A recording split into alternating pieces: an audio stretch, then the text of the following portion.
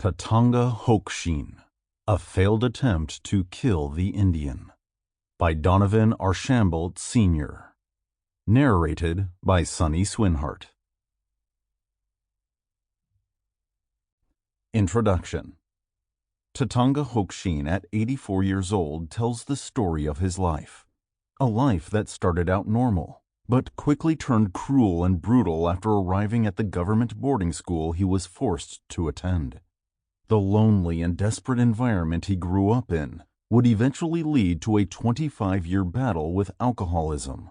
Through all his trials and tribulations, his grandmother's words would echo in his mind: "Go find your purpose." Follow along with Tatanga Hōksheen, from nothing to nowhere. Early years. Dawn erupted in the Milk River Valley on an early May morning in 1939. The crackling of magpies debating the ownership of a roadkill gopher shattered the silence of the morning.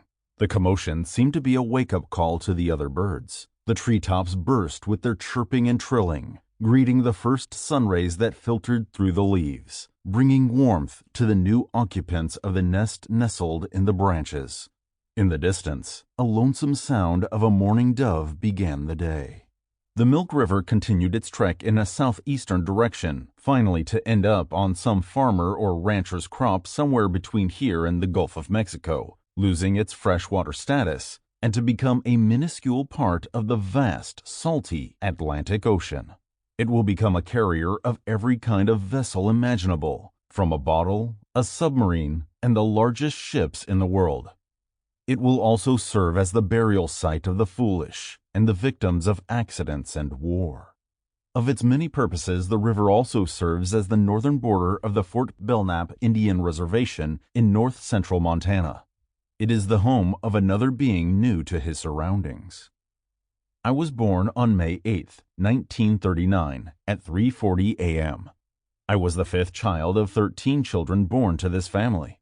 I, too, was awakened by these new sounds, somewhat harsh compared to the safety and silence of the womb.